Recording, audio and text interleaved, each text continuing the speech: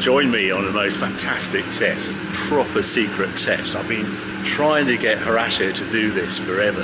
Found out that in the works there is the ultimate Zonda sitting over there ticking away, and it's called the Zonda 760 RS, and 760 stands for how much horsepower it's got. Extraordinary they got it up to 760, and the reason for it, they keep having owners who have Zonda Rs, but they want a Zonda R for the road. Well, this is it. And it's just having its final shakedown today. They want to do a final software test with the gearbox, and then we're driving it tomorrow.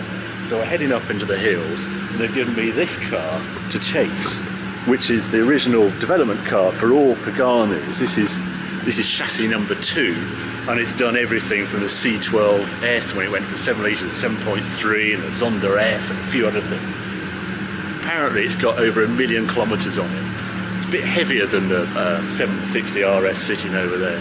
What a test. 2 Paganis, head up in the hills, 760 horsepower each. It's going to be a lot of fun. This is such an extreme car. 760 over the 650 of the previous Zondas. Huge difference. I mean, it's 100 horsepower more, but it's so much more aggressive on the engine. Still really creamy smooth, but just a slightly higher revs, about 7,500 RPM or thereabouts you can use on this thing.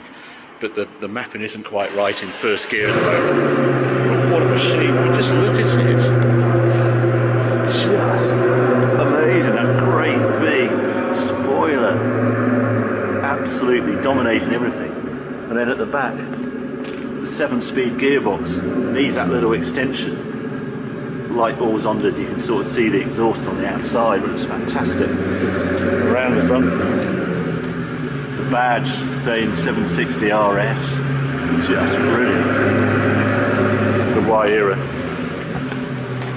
Gets me about the Y era. They're 850,000 euros for that. If you want one of these 760 RSs, you're looking at 1.6 million. Twice the price of a Y era.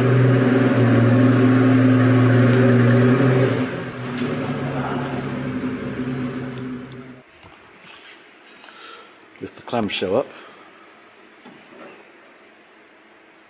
And there is the engine in all its glory. I do love the exhaust, all in powder coated like that. Amazing titanium exhaust. The distinctive logo there saying this is very different, and also there it's one of one, the 760 RS. Words got out about this car, and he had just before Geneva, he was travelling back from the Middle East, Horacio Pagani, and there was someone who was really keen, had to see the car, had to see this 760, and he said, well, there's Sunday, I can open on Sunday before open the factory if you came down. And this customer flew in, and Horacio said, the only trouble, I've got to get to Geneva. He says, oh, we'll sort you out, we'll give you a lift up to Geneva.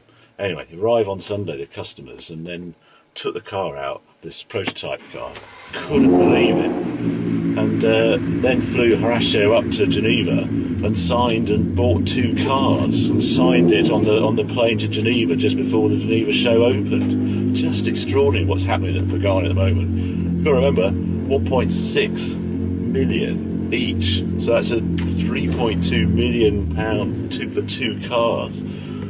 Just the customer base out there, this world we're in with these Uber cars, I find just amazing. Anyway, right, we are off.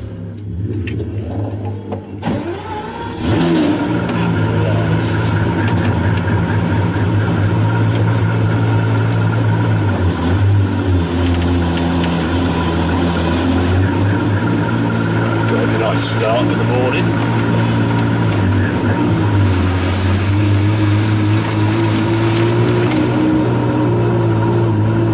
Zonda is a fairly grumpy thing to drive the best of the time. Oh, it's like it's on carburettors.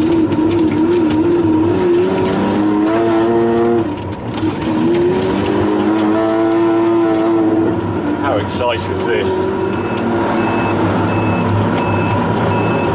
By the way, Darren takes the racing line into the industrial estate.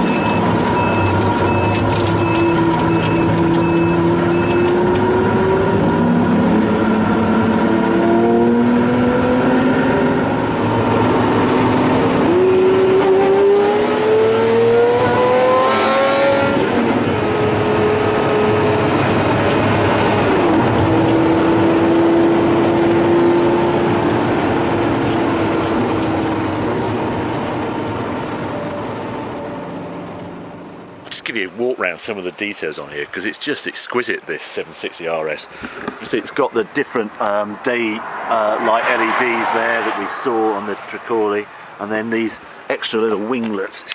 You see, it's got one extra over the Cinque, and then this great detail here, this sort of bolted on extra extension to the front wing, because the wheels are 10 inch at the front, so 1 inch wider than the previous car.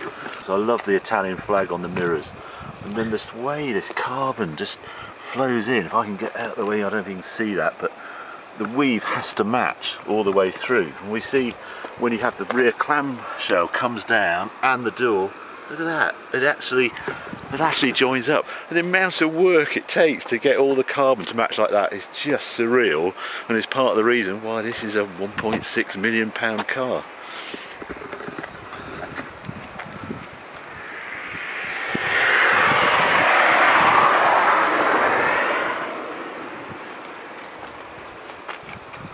I think if it was mine, I'd have to take that little cover off the rear gearbox just to sort of have it all exposed. Yeah, what a car. And you sort of, you blithely say 760 horsepower, you do feel the difference over a Cinque. It's just that extra bit of energy right the way through the rev range, and an extra 500 revs at the top to rev to 7.5. 7.3 litres howling at 7,500 does get your attention. See how the carbon is normal carbon on the doors and here, and then we move to this titanium carbon, the actual tub itself. Incredibly strong, and it's just even lighter than regular carbon fibre. I think it's one of those cases when I'll just shut up and let the car do the talking.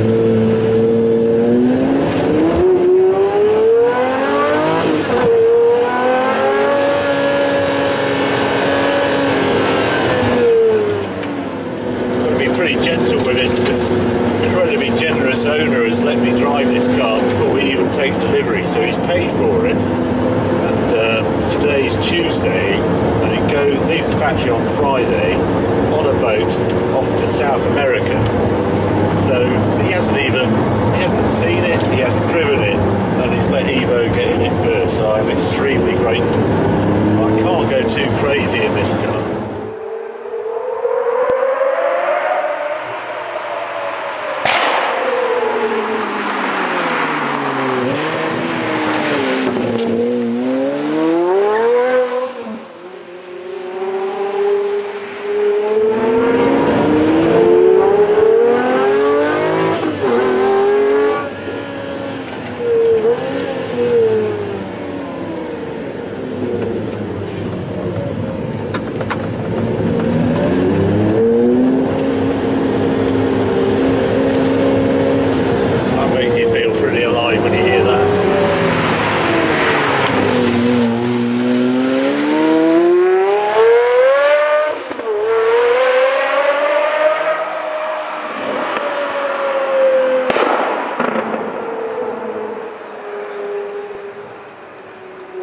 It's as extreme as I expected. The engine utterly dominates, followed by this gearbox, this paddle shift 7-speed gearbox. I've driven it before in the Cinque, and that behaved quite well. This one is really struggling at low speeds, but then once you really get moving, it sort of comes into its own.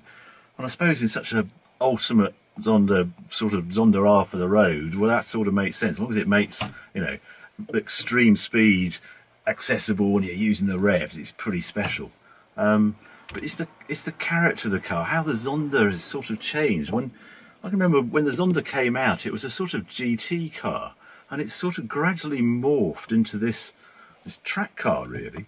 And I think the closest way to try and explain what it is think of 911, and then think of GT3, and then GT3 RS.